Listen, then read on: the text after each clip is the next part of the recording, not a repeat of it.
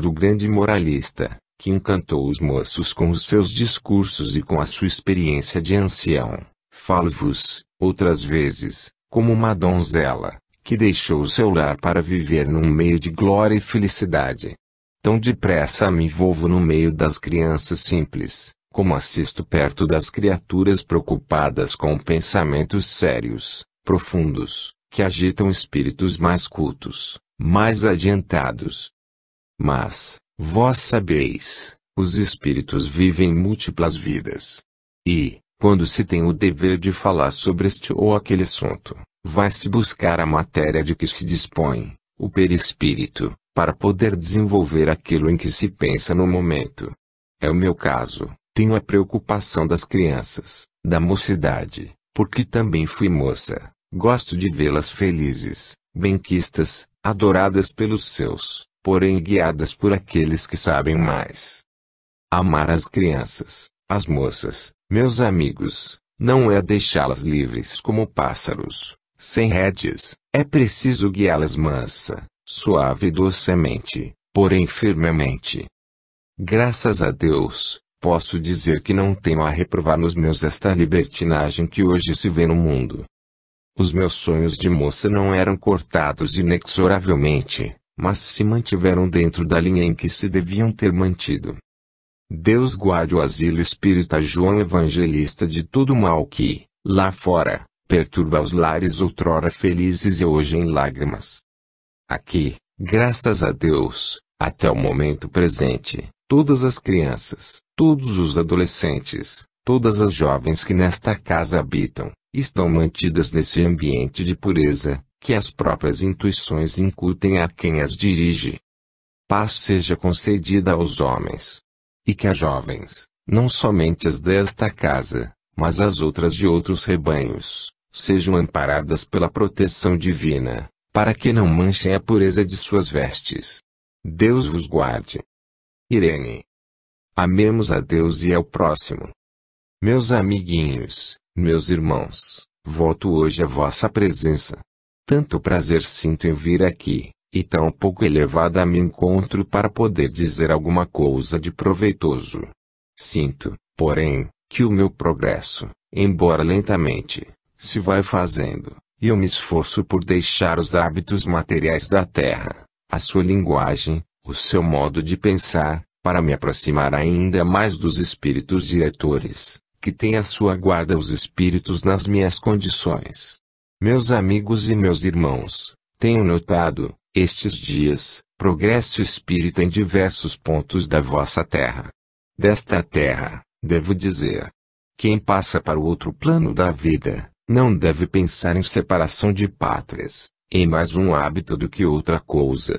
Tenho notado esse progresso e isso me tem alegrado enormemente, porque procuro um trabalho para fazer, em que a minha utilidade possa servir de alguma coisa, mas me sinto ainda tão fraca, com espírito tão acanhado, com tão pouco desembaraço para agir, que só mesmo mandada por aqueles que ordenam e sabem fazê-lo, eu poderei vir até vós, para dizer alguma coisa. Este momento é para dizer o seguinte: há dificuldades na vida que realmente só podem ser resolvidas com auxílio divino, com a proteção elevadíssima do Divino Mestre, com o amparo dos protetores invisíveis. Há porém situações na Terra, que um pouco de boa vontade resolve, coisas que parecem tão custosas para alguns, e tão fáceis para outros. Por quê?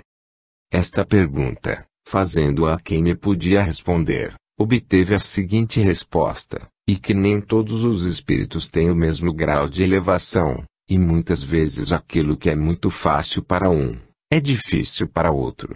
Tive que aceitar a resposta, porque ela é realmente a expressão da verdade.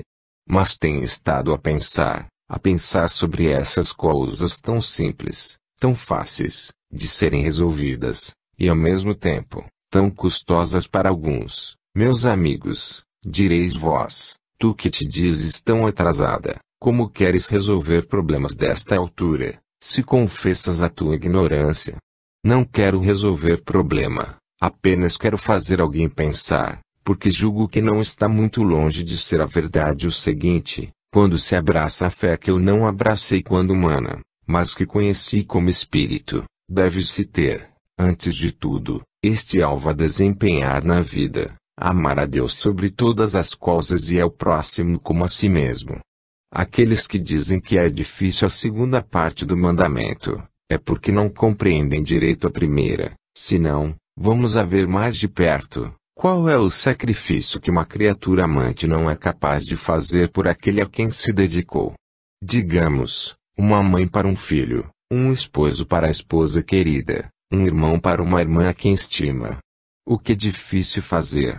E ainda mais, quem é que, estimando alguém, não é capaz de fazer este ou aquele sacrifício para evitar este ou aquele desgosto a essa pessoa? Um paralelo que eu estou fazendo. Não vos espanteis. Tenho aprendido tudo isso. E uma comparação, que vem a ser: nós amamos a Deus, ou não o amamos? Qual foi a dádiva maior que Deus fez ao mundo? A dádiva maior que Deus fez ao mundo foi a vinda de Jesus à Terra. E se Deus fez essa doação tão grande ao mundo, é porque tem a esse mesmo mundo amor que nada pode ultrapassar. Deus ama seus filhos desta forma. Um amor que o homem não entende, indizível. Ora, se Deus mandou esse presente celeste para seus filhos, por que não podem estes corresponder ao menos em parte a tão grande amor? Quem amar ao seu Deus sobre todas as coisas, nunca dirá: não possa fazer isto. Porque, todas as vezes que um coração humano se afasta desse sentimento de luz, que Deus ordenou, ele prova que não ama o seu Deus. Estas lições, meus amigos, dadas por mim, nem têm graça.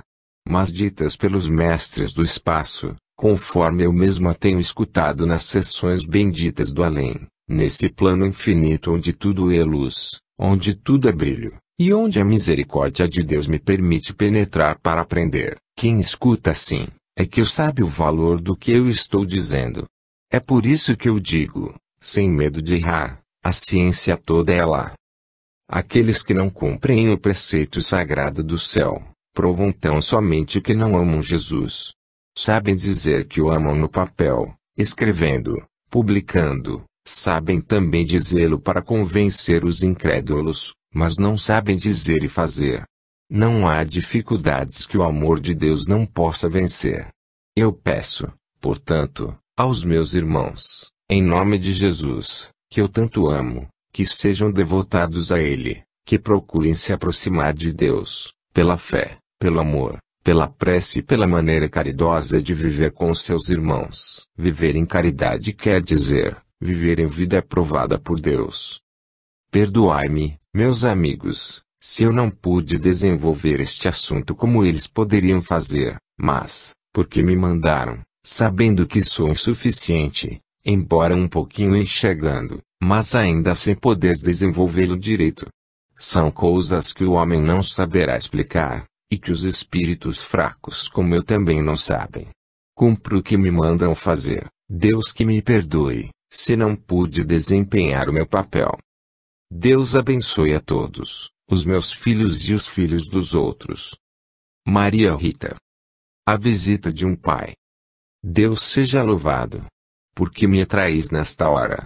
O que de mim desejas? Que posso eu fazer por ti? Que posso dizer, que te seja proveitoso? Será um conselho, uma provação, ou uma censura, o que esperas de mim? Porque, tão frequentemente, me busca o teu pensamento, e hoje, sobretudo, que o pensamento foi o estudo desta reunião, mais fortemente o teu se manteve sobre mim, para me atrair. Por quê? Se é uma palavra que esperas daquele que, na vida, te deu o ser, palavra que te anime, que te conforte, aqui a tens.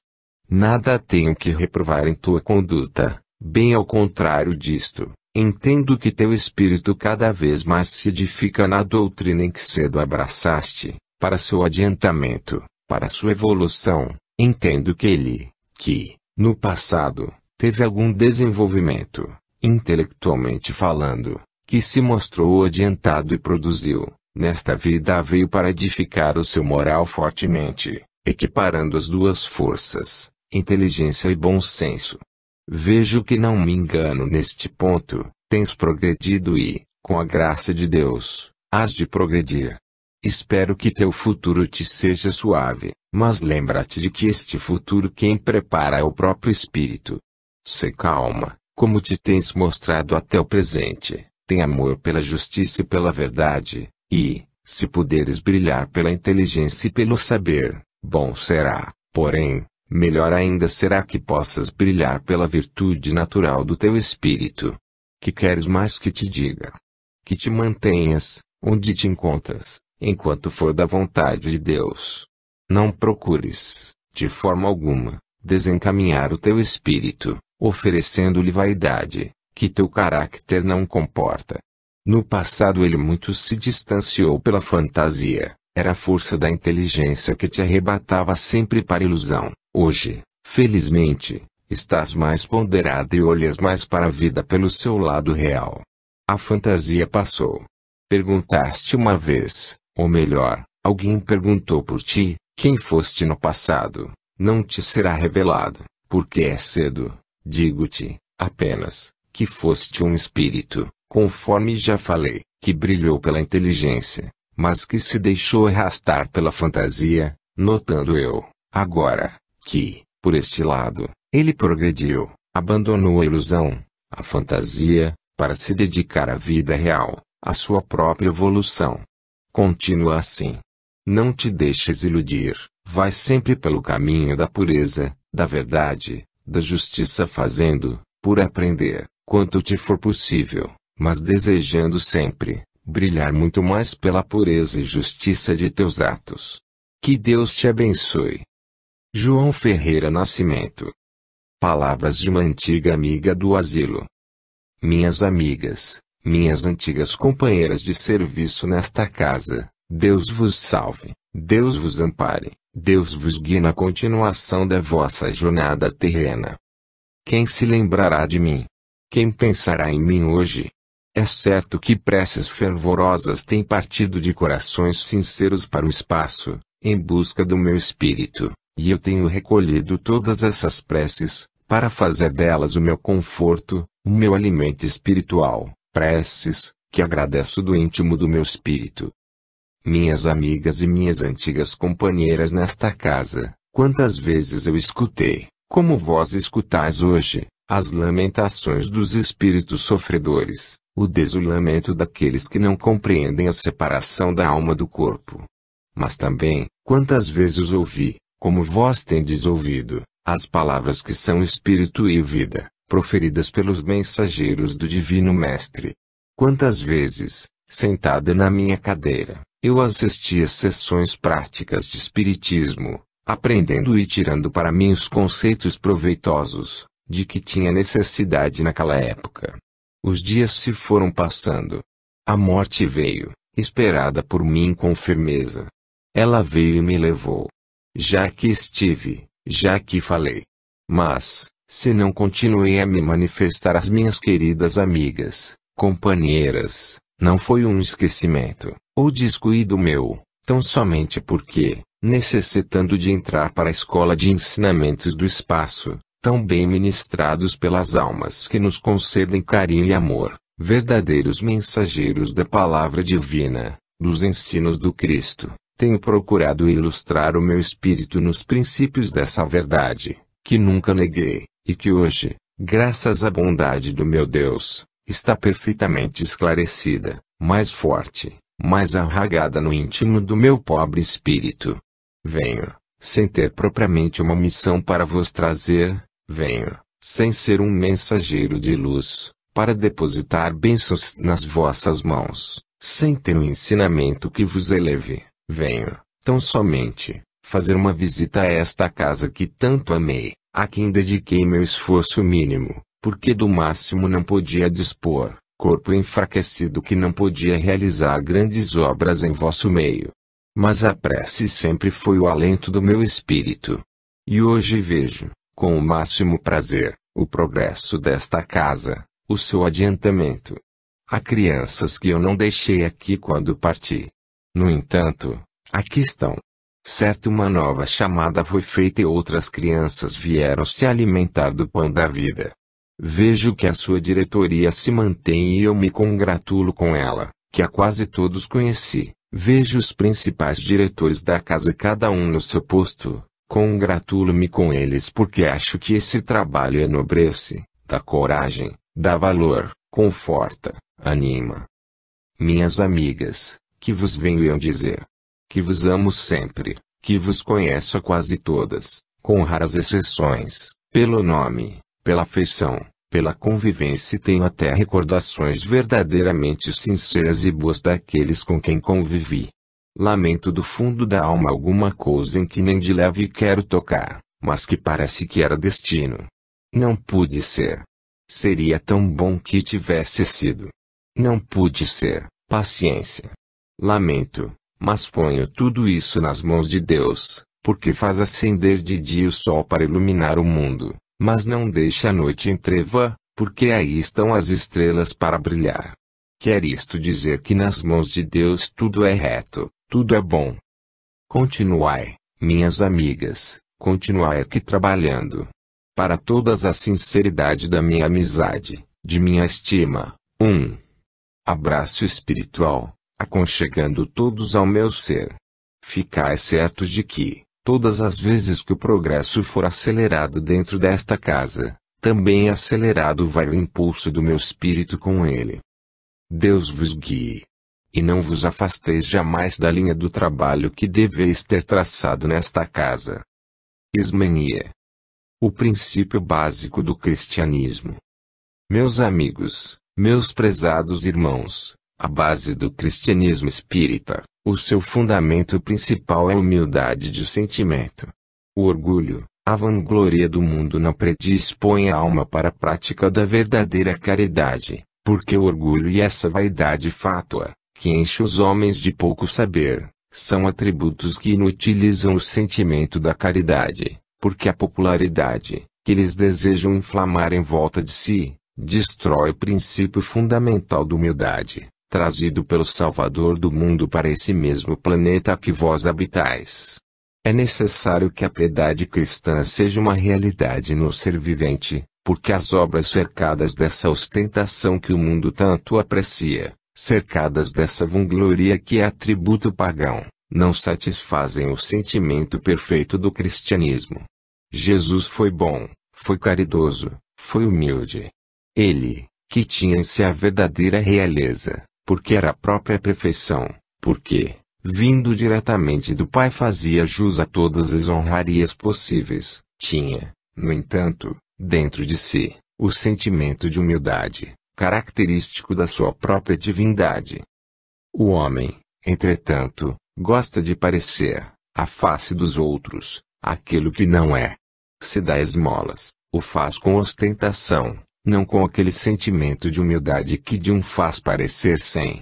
O homem gosta de abraçar a glória do mundo, e deseja que todos os seus feitos sejam celebrados pela imprensa, pelas outras criaturas, enfim, gosta de ser visto e estar em foco perante seus companheiros, enquanto que a criatura humilde tem amor pela causa cristã, tem prazer em socorrer os necessitados, mas tudo isso sob a modéstia, que é o verdadeiro enfeite das almas puras. A realidade, pois, do cristianismo, e a humildade que o caracteriza. Jesus, tomando uma criança, disse para os homens daquela época: se não vos fizerdes como este, não entrareis no reino do meu Pai. Porque a criança é sempre um necessitado. A própria criança, farta em casa de seus pais, de tudo necessita, porque precisa do apoio de todos. A sua tenra idade não lhe pode ensinar aquilo que o adulto já aprendeu, pela experiência. De forma que, a criança é sempre um ser dependente dos outros.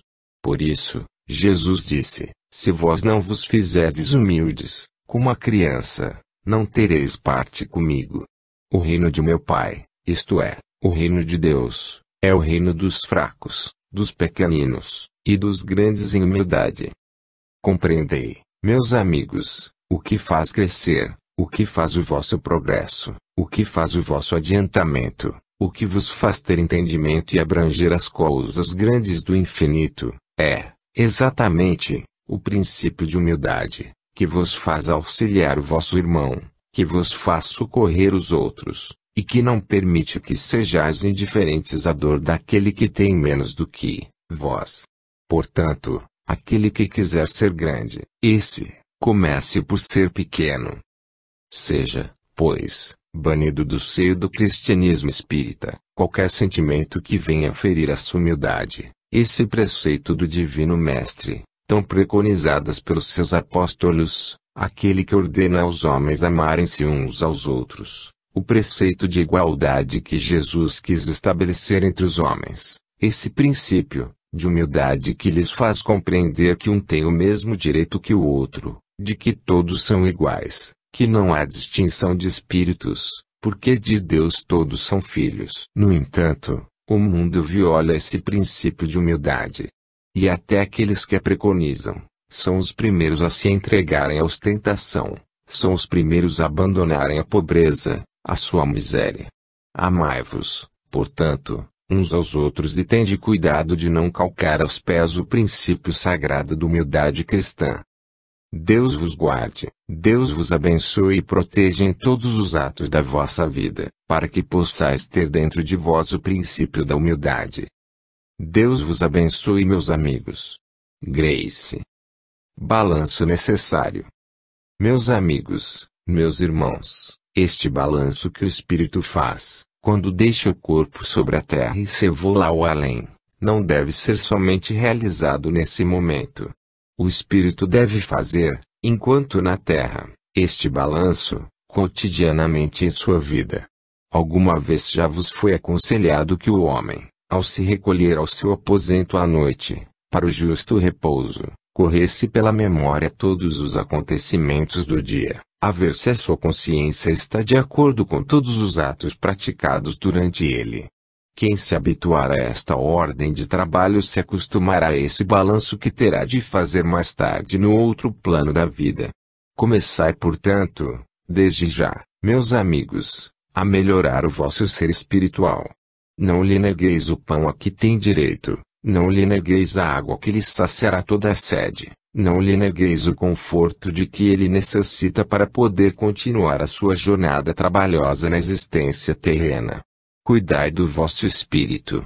Vós que tanto cuidado tendes em coisas aliás justas, pertencentes ao plano terreno, não deveis esquecer as dores espirituais, porque o exercício da virtude, da caridade, do amor do próximo, fará que os vossos espíritos vão lapidando toda a sua impureza e ganhando em evolução, em progresso, em atividade, em critério. Procedei sensata e energicamente a esse balanço diário da vossa vida, a fim de que tenhais sempre a consciência recta do dever. Procedei bem, e, quando pela voz da consciência, este ou aquele ato for apontado como errôneo, procurai corrigi-lo, se for possível, porque toda a impressão terrena será registrada no ATEM. E vós tereis, por esses pequenos balanços diários, contribuído para que o balanço final, aquele que será feito com o espírito liberto da matéria, possa ser feito com maior proveito, com maior eficácia para a evolução do espírito. É um conselho de amigo. Max. Sejamos atalaias vigilantes. Meus amigos, meus irmãos, o trabalho espírita continua a reclamar o esforço de muitos, a capacidade de outros.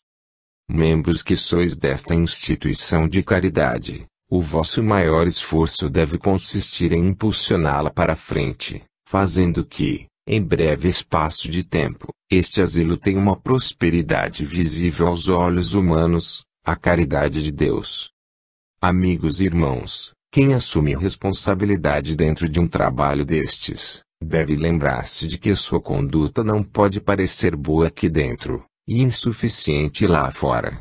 Onde quer que estejais, meus amigos, onde quer que o vosso passo vos leve, onde quer que a vossa presença se manifeste, é necessário que o testemunho perene da vossa espiritualidade cristã possa ser constatado como uma coisa real, verdadeira.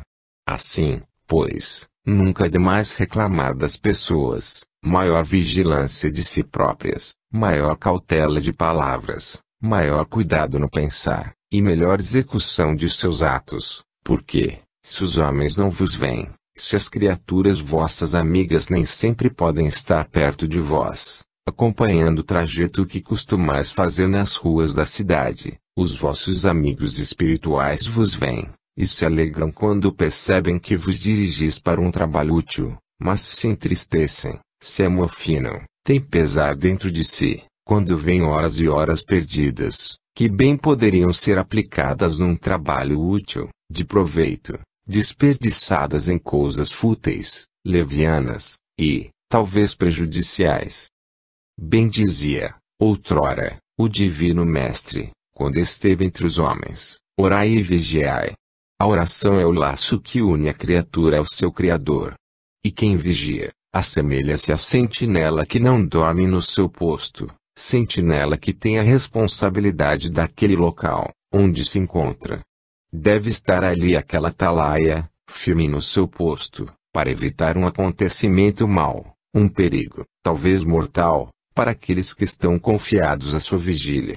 Assim também a criatura que não sabe vigiar, segundo o Mestre ordenou, pode descuidar-se, fracassar, e, nessa queda, fragorosa, arrastar também elementos outros, consigo própria. Cuidado, pois, atenção, vigilância, critério, bom pensar, prece. Tudo isto é necessário que se relembre, continuadamente, porque vós sois bem-intencionados, sois devotados ao bem, mas como todas as criaturas humanas, podeis falir. E nós, que também não somos infalíveis, mas que tudo podemos ver, com maior facilidade, porque quem olha do alto, descortina mais largo horizonte, temos por dever, vigiar os vossos passos, e aconselhar-vos, dizendo, meu amigo, detente à borda do abismo, enquanto é tempo. Vê, se o teu passo falseia, a tua queda não arrastará somente o teu espírito, arrastará também espíritos indefesos, que talvez, contigo aprendam conselhos que jamais deveriam ter aprendido. Assim, pois, meus amigos, vigilância. De pé, soldados que sois do batalhão da luz, elementos que sois da causa do bem, criaturas que sois, salvas pelo sangue do Cristo. Glória seja dada a Deus. Que o homem permaneça firme na sua fé e continue a velar pelo seu passo, com a mesma dedicação, com o mesmo anelo, com o mesmo amor, com que tem demonstrado até hoje amar a Jesus. Deus vos guie. José Dácio. Votos pela paz fraterna. Meus amigos, meus prezados irmãos, nada mais desejável, em uma agremiação espírita, do que a paz fraterna, existente entre todos os seus membros. É essa paz que eu vos desejo, e que faço votos a Deus para que seja uma realidade entre vós.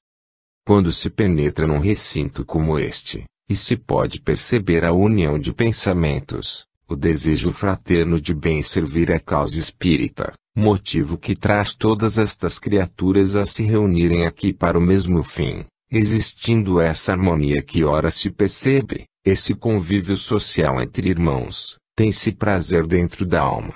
Há criaturas humanas que, buscando distrações para os seus espíritos, e não sabendo encontrar prazeres lícitos, muitas vezes lançam-se no abismo das perdições, das tentações, dos desvios da moral, procurando uma alegria que satisfaça os anelhos do seu ser íntimo.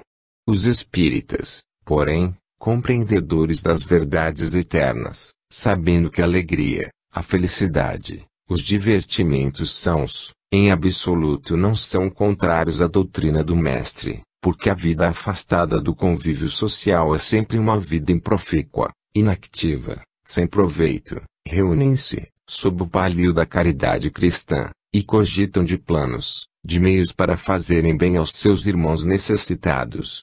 E, quando uma colmeia, como esta, se agita, procurando meios, procurando recursos, sempre de forma lícita, para melhorar a situação, não somente das crianças, mas do próprio asilo, nós, os espectadores invisíveis, apreciamos esse movimento e colaboramos com ele. As crianças que aqui se reúnem e são recebidas nesta casa, não precisam somente do pão material, para o sustento dos seus corpos, têm necessidade também do alimento das almas, têm necessidade do conforto, do auxílio espiritual, de instrução religiosa, baluarte seguro contra as tentações do mundo, lá fora. Todos aqueles, pois, que contribuem desta forma para o seu bem-estar, para o seu progresso, com interesse real de as ver felizes, estão dentro das normas dos evangelhos de Jesus. Os pensamentos maus não devem ter lugar aqui dentro, as ideias maléficas, os pensamentos odientos, a indiferença pela sorte dos outros, o desamor para com o resto da humanidade, não devem encontrar lugar para progredir dentro desta casa. Por isso, todas as vezes que vós manifestais gestos de humanidade e vos entretendes a procurar colaborar conosco na obra da caridade cristã, que tendes entregue às vossas mãos, nós nos alegramos e procuramos empregar também o nosso esforço, no sentido de fazer bem. O desejo de bem servir a Deus se manifesta pelo bem que se deseja às crianças. A casa de João Evangelista é uma casa de proteção, é uma casa de amparo, é uma casa de amor, de fraternidade, de convívio social, para que se estabeleçam e se estreitem cada vez mais, entre os componentes desta agremiação, os laços firmes, e a fraternidade real. Sede, pois, meus caros amigos, sempre, amigos uns dos outros, alimentando ideais alevantados, que vos levem sempre a fazer o bem. Deus vos guarde de todo o mal e vos ensine a pensar bem. Bianca. A necessidade da reencarnação. Meus amigos, meus irmãos, a volta dos espíritos à carne, é presidida pela necessidade da reabilitação e progresso. Em cada homem vede sempre um espírito necessitado do adiantamento. O mais preparado na terra, o de maior cultura, o mais adiantado, é um ser necessitado, que precisa receber de Deus o auxílio para a sua evolução terrena. Vós não deveis maldizer a vida no corpo, a vida na matéria é um grande auxílio para a evolução do ser. Se não houvesse necessidade de entrar o espírito para a carne, e nela desenvolver as suas aptidões, Deus teria dado uma outra orientação à evolução dos espíritos. Assim, pois, a vinda do espírito à carne é um ato solene, é um acto necessário, é um meio seguro de evolução. Pobres daqueles que tivessem uma só existência terrena, nela se enchessem de responsabilidades sérias, e não houvesse um meio para se livrarem dessas responsabilidades, conquistando a libertação do ser. O pecado os agrilhoaria de tal forma, eles se sentiriam tão apegados ao erro, que dificilmente poderiam progredir. Tudo é adaptável ao meio. Certos conhecimentos são inerentes ao planeta em que habitais, certos conhecimentos só aqui se podem ter. O aprendizado da Terra é indispensável para o espírito. Findo, então, esse curso, esse tirocínio na matéria, o espírito continuará a evoluir nos outros planos, adquirindo conhecimentos de outra espécie, que, também igualmente, não poderiam ser fornecidos aqui. Ficai sabendo que incredulidade, a teimosia, os preconceitos e a defesa que fazem os intransigentes das suas ideias, na realidade nada são. Há de chegar a vez, há de chegar a oportunidade de lhes serem abertos os olhos. Vós tendes o exemplo nos próprios seres viventes da terra. Conheceis espécies de seres viventes, para quem a luz é um tormento, eles só podem viver na penumbra. Só gostam da noite, só querem morar em lugares obscuros. Igualmente conheceis outros, que podem até fitar o sol, sem sentirem a menor perturbação na retina. Tudo é relativo, meus amigos, tudo é assim mesmo. Assim, os homens, de evolução em evolução, conhecerão toda a experiência que a Terra lhes pode oferecer, e não é pequena. Aqui se pode exercer o princípio da caridade, aqui pode nascer e frutificar o espírito grandioso da humildade, aqui o amor do próximo é pregado em todos os tons, e, afinal de contas, deve ser aceito pelos homens. Com esses três predicados essenciais, que, por sua vez dão morte ao egoísmo, fulminam o orgulho e abatem a soberba, com esses predicados, o espírito poderá zelar a outras mansões, onde o amor fraterno lhe será apresentado de maneira mais positiva, mais real, e por isso mesmo mais bela. Quem se interessa pelo estudo da matéria, que se estenda, procure aprender tudo quanto ela lhe pode dar, e verá que muita coisa ficará faltando, verá muitos cases sem solução. A ciência material não lhe poderá responder in totum, porque lhe falta luz espiritual para esclarecer aquilo que não compreende. O homem, percebendo esta dificuldade, já inventou os instrumentos que fazem enxergar o minúsculo. Não satisfeito em enxergar o que era grande, ele procurou infinitamente pequeno, e o conseguiu. Vê, portanto, aquilo que sem esse instrumento não poderia divisar. Meus amigos, devagar, caminhemos, e lá chegaremos.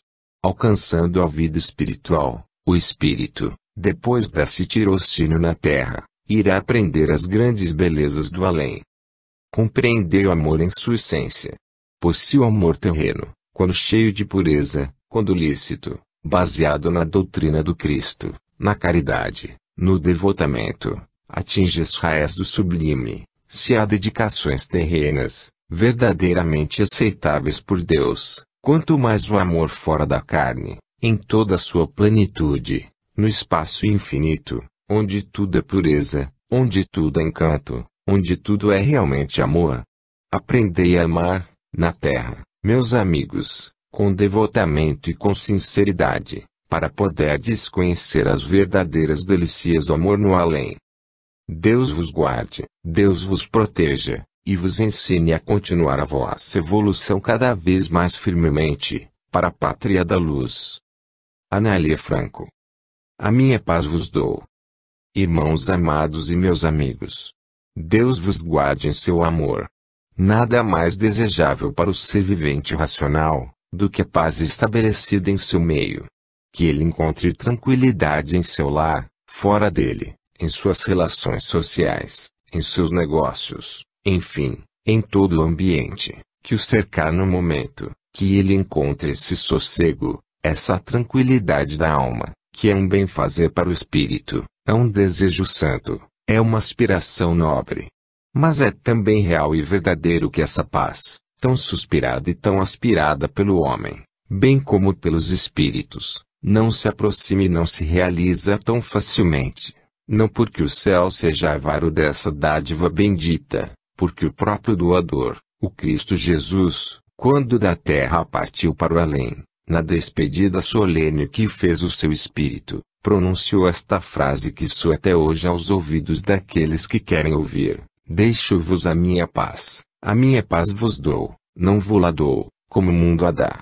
E acrescentou em seguida, parto, mas não vos deixo órfãos, um outro Consolador virá, que vos dirá todas as coisas e vos falará de mim.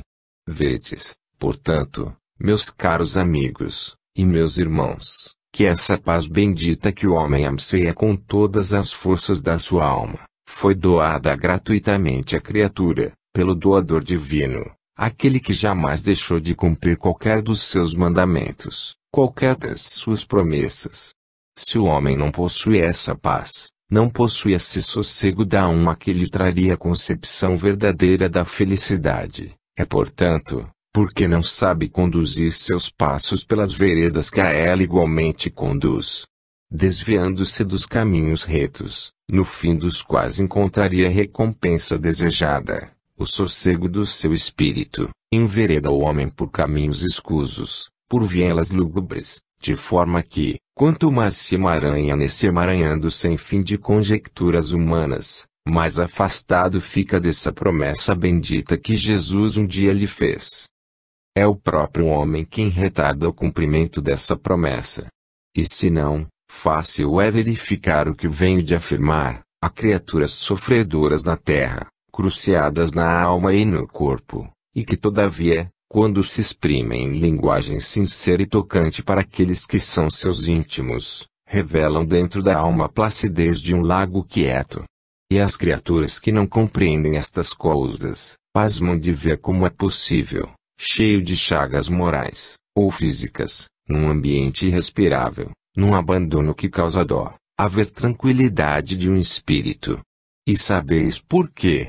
Porque o que perturba a paz de uma criatura humana não é o elemento exterior, é o elemento interior.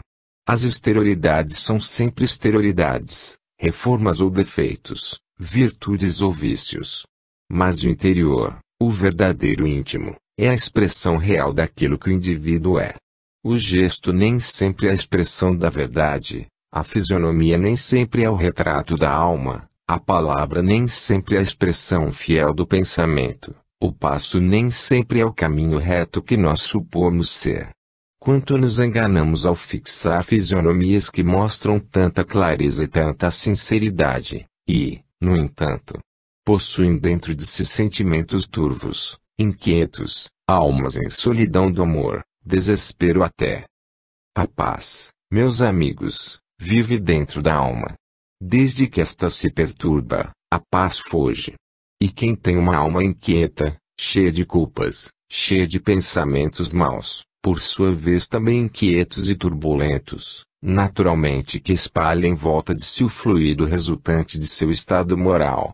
Este vai como pedra na água, de onda em onda, de círculo em círculo, até alcançar a distância em que se espraie. O pensamento mau está aqui. Ele se estende, ele avança, ele alcança mais adiante e afinal de contas vai espalhando veneno por todo lugar onde vai tocando. A paz é segredo das almas, pensai bem, amai melhor, e tereis a paz dentro do vosso coração. Porque não é a riqueza que a traz, não é a felicidade mundana, não é esse vai-vem louco que a mocidade tanto aspira. Nada disso representa a paz. O que a representa é a consciência tranquila, certa de não desejar mal a ninguém, certa de proceder com correção e justiça, certa de que ama o seu próximo, como Deus ordena. Isso traz a tranquilidade, a paz, e essa paz ninguém pode perturbar. Ela é a dádiva divina do Senhor. Deus vos inspire e vos dê os meios pelos quais possais alcançar essa paz que Jesus tanto quer oferecer, e que vós recusais, prejudicando a evolução do vosso espírito. Que venha essa paz bendita beneficiar todos os homens espiritualmente. Deus vos guarde e vos ilumine. Que assim seja. Célia. Para o serviço de passes. Meus amigos, meus prezados companheiros de trabalho, grande a seara e poucos, os trabalhadores, disse o Mestre Divino, naquela época. A seara não diminuiu em expansão, e os trabalhadores, se bem que hajam aumentado, não correspondem, todavia, em proporção, ao grande trabalho que é necessário fazer. Muito embora a boa vontade de alguns, e a impossibilidade de outros, o trabalho permanece o mesmo, não procedendo as razões pelas quais se não o possa fazer. O povo necessita, os enfermos acudem, em busca de alívio. Os obsessores aí estão, no espaço, baixando as sessões, em procura de doutrinação para os seus espíritos, e os obsedados permanecem nos seus lugares de sofrimento, à espera do socorro que lhes possa vir do alto. Os médiuns são trabalhadores infatigáveis na seara do Senhor. Mas o seu número fiel é diminuto. Que fazer para reparar, no momento, a dificuldade de um trabalho que se não pode deixar de fazer, mas, ao mesmo tempo, que não tem oportunidade de ser feito com perfeição, porque tem de ser feito às pressas, a fim de que não sejam beneficiados uns mais do que outros, e esses outros não serem prejudicados pelos primeiros. O tempo é sempre o mesmo, celere e voa. Que fazer? A mim ocorreu uma ideia que vou frisar, para que numa experiência possa ser experimentada, a ver se dá bom fruto. Quer-me parecer que solucionará o caso dos passes, muitas vezes rápidos, sem ser por culpa dos médiuns, pois que acorre grande número de pessoas para receber a esmola do fluido que vem do além e as mãos que o distribuem são poucas, como acontece hoje, mãos bem assistidas, mãos que receberam do alto todo o fluido salutar que lhes foi dispensado, sem perder um só, mas ao mesmo tempo, corpos debilitados que não podem resistir ao esforço do trabalho, porque esse esforço pode prejudicar o organismo físico. E, como é preciso conciliar os dois interesses, eu venho sugerir aos médiuns que adotem o seguinte plano, quando se virem em número pequeno. É claro que quando a sala de passes estiver repleta de médiuns, pode ser continuado o trabalho como tem sido feito até aqui. Mas, quando acontecer como hoje, que, por motivos independentes da vontade de alguns, ou por outras quaisquer razões que impeçam a vinda de outros, chamar, para cada um dos médiuns, 5, no máximo, das pessoas presentes. Essas pessoas devem ser postas diante do médium em forma regular, em ordem, não em ordem vertical, mas em linha horizontal, de forma que o fluido salutar possa apanhar do primeiro ao quinto. Assim serão beneficiados 5 de cada vez, e não um só. Vós compreendeis que desta forma o trabalho se fará ligeiro, sendo ao mesmo tempo bem feito. Será um trabalho sem pressa, em silêncio, com todo o respeito, sem troca de palavras, sem, absolutamente, o menor rumor, com ordem, precisão, com eficácia. Esta sugestão posteriormente será mais explicada diretamente, quando o médium de que me sirvo receber a intuição que ora vós submeto. As pessoas, em grupo de 5, postas em linha horizontal, a sala comportará e o passe será dado, não excedendo a hora regular para o trabalho da sessão. Para tudo há remédio. Para tudo há um jeito. É uma questão de percepção, é uma questão de método, é uma questão de boa vontade.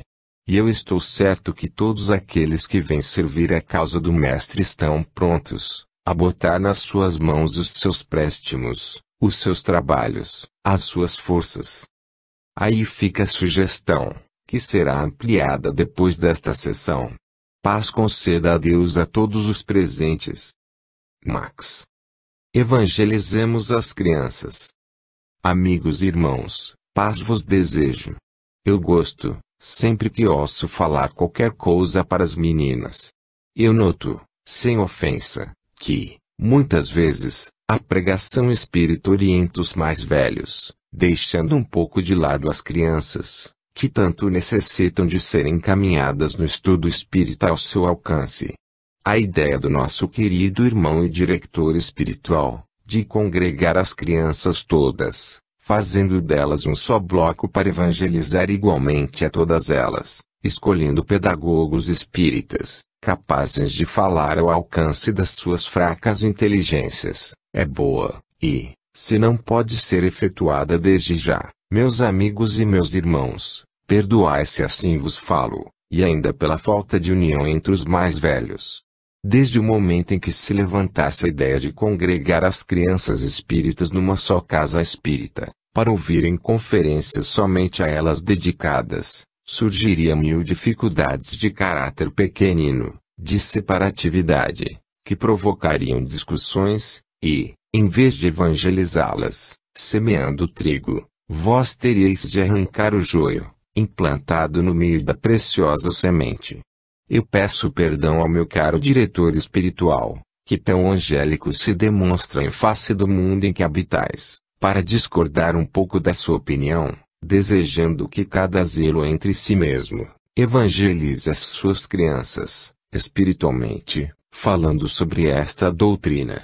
Eu desejo que cada um tenha o seu núcleo de classe espírita, para administrar as suas crianças, não em catecismo pessoal, que para nada serve, mas falando, explicando as comunicações, ao seu alcance, mostrando-lhes os pontos principais em que se forma a doutrina espírita, explicando-lhes que todos os seus atos, que todas as suas palavras e pensamentos, terão fatalmente, consequências inevitáveis. Eu acho que isso seria muito bom, em cada centro, como disse, mas congregá-las todas, num grande salão, para que se lhes explique a palavra divina, com a compunção devida, acho muito difícil. Não sou pessimista, bem ao contrário disso, eu diviso no horizonte da fé muito progresso a se fazer, a evolução ao meu ver, rapidamente vem. Espero dias venturosos para o futuro espírita.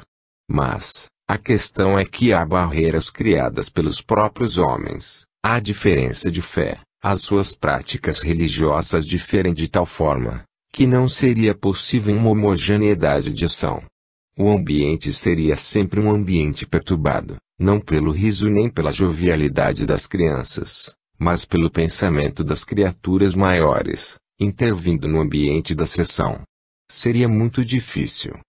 Assim, pois, que cada um faça na medida das suas forças, aquilo que é possível, em favor da criança. Aí estão os governos de todos os países do mundo, a se preocuparem com educação infantil. A questão única é que eles só olham para a parte física. Não sabem que ginástica hão de inventar ao ar livre, não sabem como inventar jogos que distraiam as crianças. Mas, do plano espiritual eles poucos se preocupam, apenas agora, em recentes dias, a música, fator indispensável para a educação do espírito, começa a entrar em jogo. E já se cogita de cantos orfeônicos para a evolução e compreensão da alma da criança. Eles não visam a alma, mas a verdade é que ela é visada. Só agora, nesses últimos tempos, a educação da criança já está muito modificada, já se lhe dá direitos, que antigamente não possuía. O que havia eram deveres, deveres restritos, deveres que não podiam transigir. Deveres acompanhados de punições, quando não eram cumpridos. Felizmente não é assim agora, há direitos, que não existiam.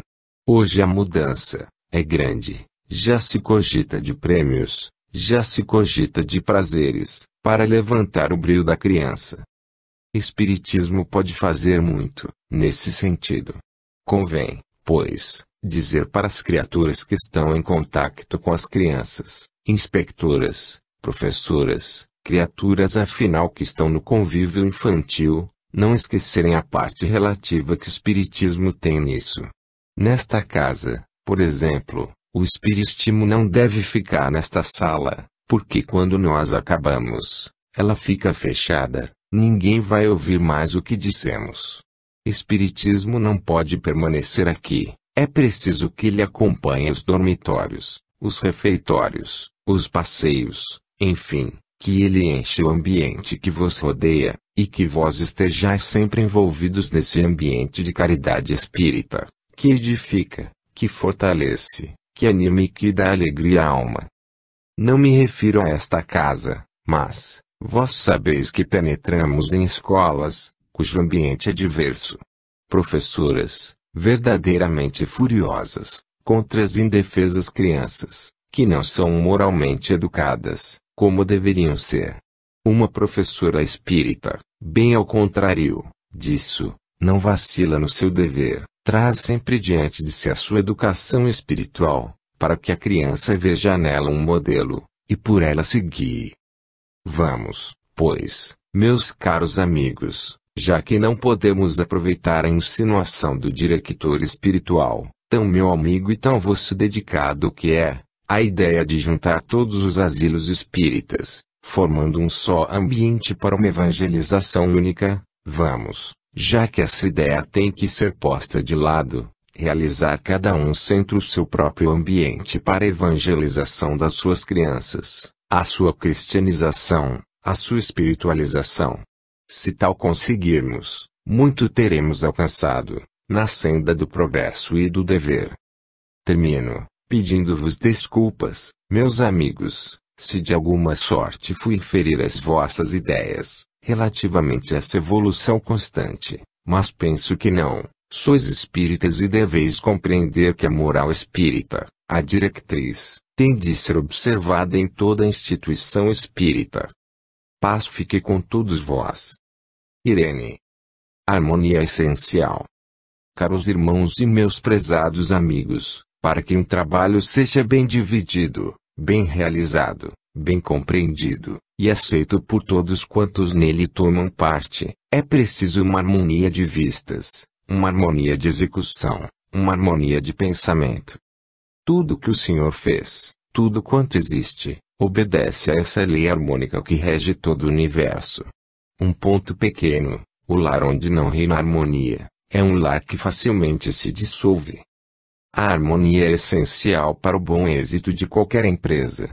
Há indivíduos capazes de grandes realizações, mas, pelo fato de não terem harmonia de vistas com seus irmãos, deixam de realizar grandes coisas, porque, sozinho, não é possível executá-los.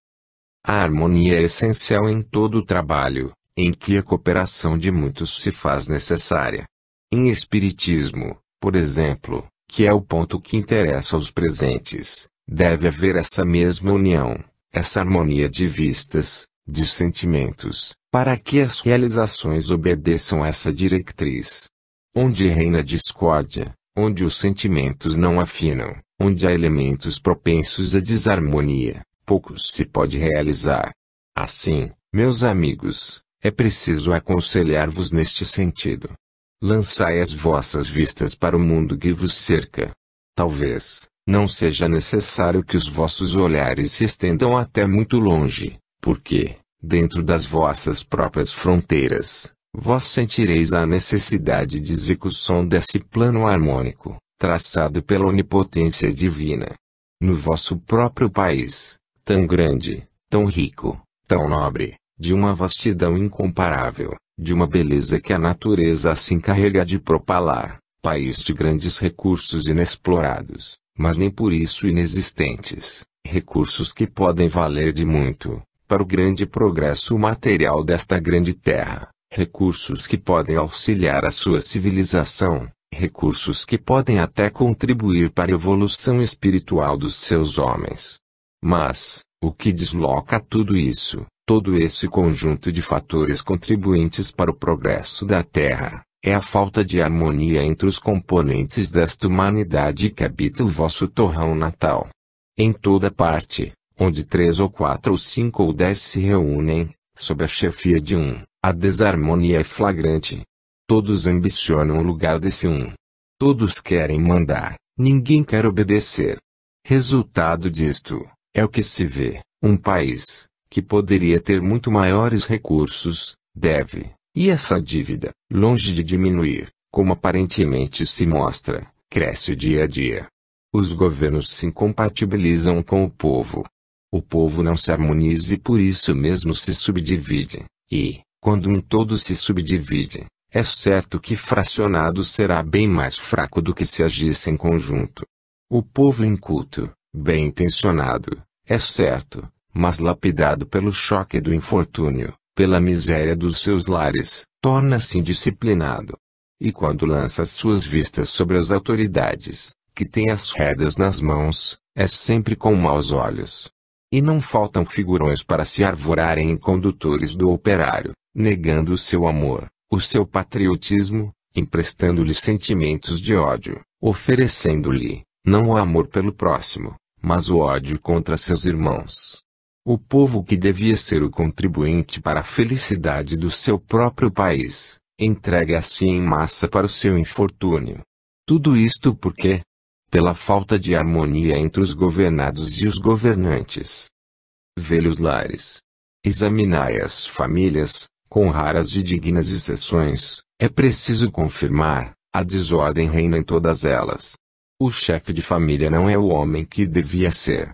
A esposa não consagra o dia ao seu lar. Os filhos, criados nesse ambiente de discórdia, tornam-se desviados igualmente. As filhas perdem a humildade das moças bem criadas, tornam-se autoritárias e ativas, quase se transformam em verdadeiros cabos de guerra. Eis a vida.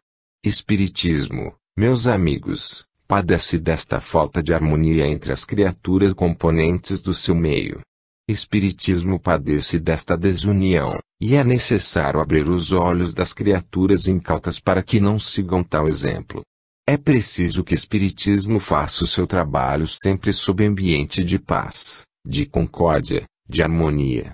Tudo que é preciso corrigir, que se faça com mansidão, com bom humor, muito embora, com pulso firme. Mas a semente da discórdia, da desarmonia, lançada, qual fermento mau, entre as massas espíritas, não poderá dar o fruto de paz que Jesus espera. Vede, pois, meus caros irmãos e meus amigos, que tudo isso se relaciona com a vossa fé, porque tal seja a fé que habita dentro do vosso ser, tal será o uso que façais do seu fermento. A fé